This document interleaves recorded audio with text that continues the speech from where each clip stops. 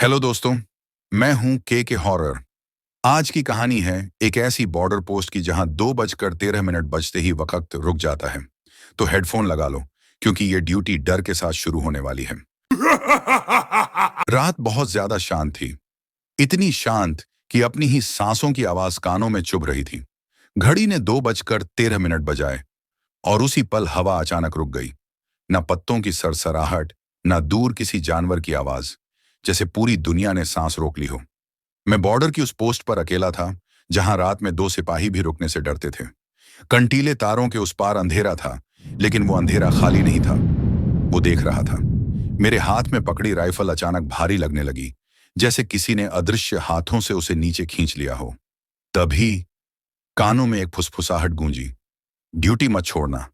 मैंने झटके से पीछे मुड़कर देखा, लेकिन वहां कोई नहीं था। दिल इतनी जोर से धड़क रहा था कि लग रहा था वर्दी फाड़कर बाहर निकल आएगा। रेत पर पैरों के निशान उभरने लगे, एक के बाद एक, लेकिन कदम रखने वाला कोई नहीं था। मेरी टॉर्च अपने आप झपकने लगी, और हर झपक में वो निशान मेरे और करीब आते गए। अचानक तारों के उस पार एक परछाई खड़ी दिखी। उसका सिर अस्वाभाविक रूप से झुका हुआ था, और उसकी गर्दन मानो टूटी हुई हो। मैंने आवाज लगाई, कौन है वहां? पर जवाब में सिर्फ मेरी ही आवाज लौट कर आई, थोड़ी टूटी हुई, थोड़ी भारी, जैसे किसी और के गले से निकली हो। वो परछाई मुस्कुराई। हाँ, अंधेरे में भी उसकी मुस्कान साफ दिख रही थी। उसके दांत सामान्य नहीं थे। टॉर्च पूरी तरह बुझ गई, और तभी मेरे कंधे पर किसी ने हाथ रखा। वो हाथ ठंडा नहीं था, वो गीला था। कान के पास वही आवाज फिर आई, अब देखो मेरी आंखों में। मैं मुड़ा नहीं। मैं मुड़ नहीं पाया, क्योंकि सामने लगे शीशे में मुझे उसका चेहरा नहीं, अपना चेहरा दिख रहा था। लेकिन आंखें मेरी नहीं थीं। घड़ी फिर बजी, 2:14, और उस रात बॉर्डर पर ड्यूटी देने वाला मैं आखिरी इंसान था जिसे जिंदा देखा गया।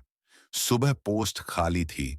सिर्फ रेत पर 2 जोड़ी पैरों के निशान थे, एक मेरे और दूसरे उनके, जो कभी इस दुनिया के नहीं थे। सुबह की पहली रोशनी बॉर्डर पोस्ट तक पहुंची ही नहीं थी। धूप निकली थी, लेकिन उस जगह पर अब भी रात जमी हुई थी। अधिकारियों ने कहा, पोस्ट खाली कैसे है? वर्दी टंगी थी, राइफल जमीन पर पड़ी थी। घड़ी अब भी 2:14 पर रुकी थी, जैसे समय ने आगे बढ़ने से इनकार कर दिया हो। रेत पर बने 2 जोड़ी पैरों के निशान कंठीले तारों की तरफ जाते थे, लेकिन वापस आने का एक भी निशान नहीं था। सीनियर अफसर ने हंसकर कहा, हवा होगी, लेकिन उसकी आवाज कांप रही थी। जांच के लिए 3 लोगों की टीम भेजी गई। रात, फिर वही रात, फिर वही समय। 2:13 इस बार मैं नहीं था, लेकिन मेरी कुर्सी पर कोई बैठा था। उसकी पीठ हमारी तरफ थी, टोपी वहीं, वर्दी वहीं, कंधे पर बैज भी वहीं। एक सिपाही बोला, भाई आप ठीक हो? वो धीरे धीरे खड़ा हुआ। उसका सिर घूमते हुए मुड़ा, पूरा नहीं, बस उतना जितना किसी इंसान का नहीं मुड़ सकता। उसके मुंह से आवाज निकली, ड्यूटी मत छोड़ना। टीम पीछे हट गई। टॉर्च की रोशनी उसके चेहरे पर पड़ी। चेहरा मेरा था, लेकिन आंखें अंदर धंसी हुई, काली और खाली। एक सिपाही चीखा, ये तो वही है जो लापता हुआ था। तभी कंठीले तारों के पार एक के बाद एक परछाइयां खड़ी होने लगीं। सबकी गर्दनें झुकी हुई थीं, सबकी आंखें एक जैसी। हवा में सड़े हुए मांस की बदबू फैल गई। रेडियो अपने आप चालू हुआ। उसमें आवाज आई, पोस्ट कभी खाली नहीं रहती, कोई ना कोई हमेशा ड्यूटी पर होता है। अचानक रेत हिलने लगी।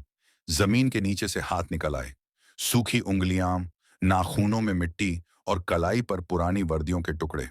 किसी ने कहा, ये पहले वाले हैं जो सालों पहले यहां तैनात थे। परछाइयों ने एक साथ कदम बढ़ाया, और उसी पल घड़ी ने फिर से आवाज की।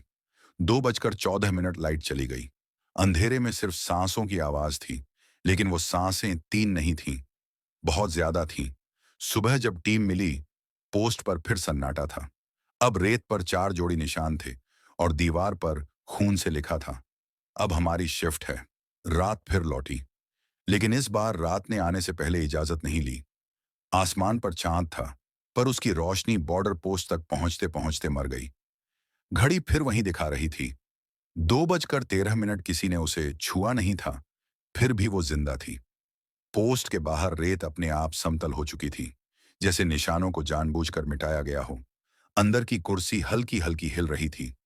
कोई बैठा नहीं था। फिर भी रेडियो में सिर्फ एक आवाज आ रही थी, सांस लेने की, धीमी, टूटी हुई और बहुत पास से आती हुई। तभी कंटीले तारों के पास एक परछाई गिरी। नहीं, गिरी नहीं, उतारी गई, जैसे किसी ने उसे ऊपर से फेंका हो। वो खड़ी हुई। उसके पैर जमीन को छू नहीं रहे थे। उसकी वर्दी पुरानी थी, सड़ी हुई, और उस पर लगा नाम पट्ट आधा मिट चुका था। नाम का पहला अक्षर मेरा था।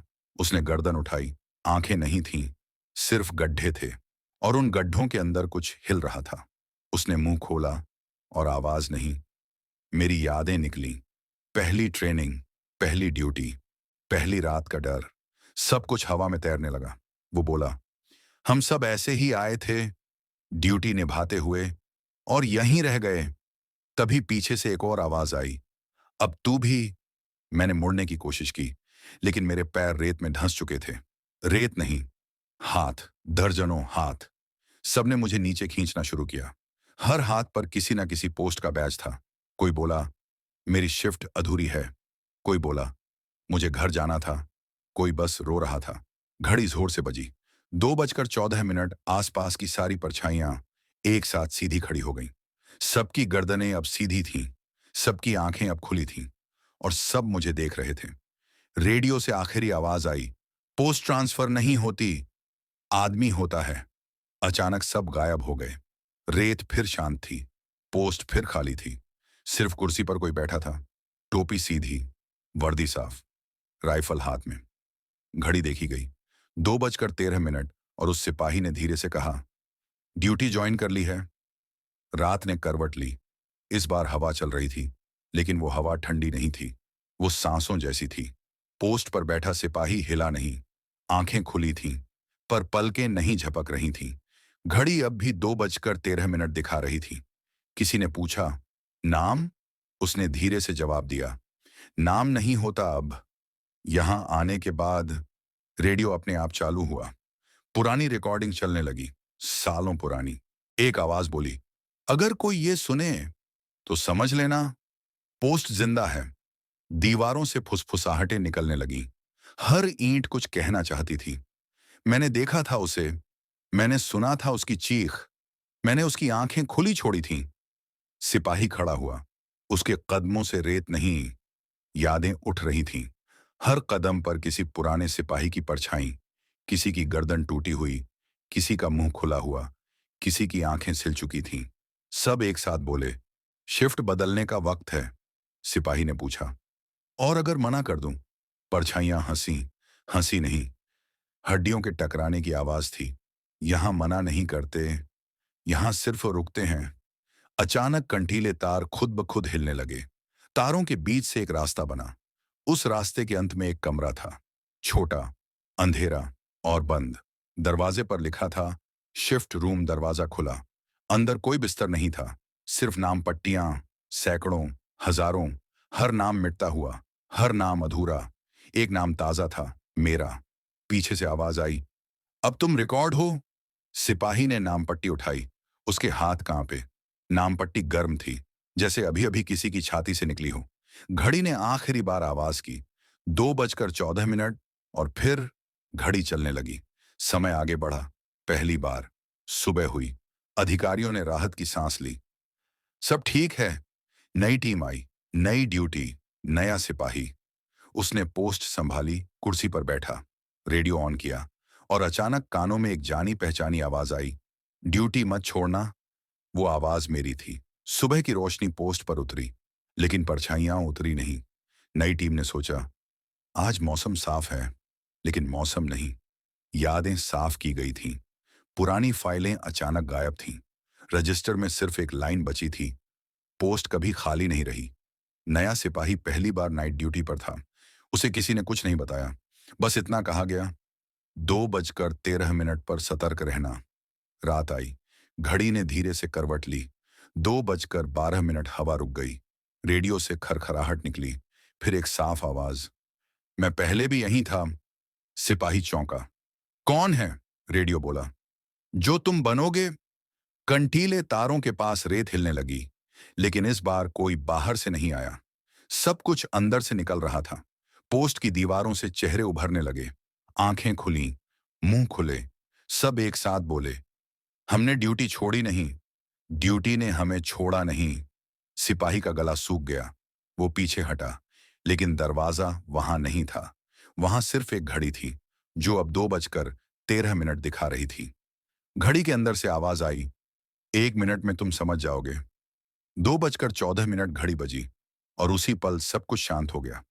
न दीवारें, न आवाजें, न परछाइयां। सिपाही कुर्सी पर बैठा था, टोपी सीधी, राइफल हाथ में। उसकी आंखें खुली थीं, लेकिन वो पलक नहीं झपका रहा था। सुबह अधिकारी आए, सब ठीक था। बस एक बदलाव था। रजिस्टर में एक नया नाम जुड़ गया था, और पुराने नामों में से एक पूरी तरह मिट गया।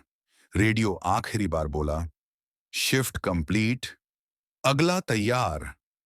और दूर कहीं किसी नए बॉर्डर पोस्ट पर घड़ी ने 2:13 बजाए।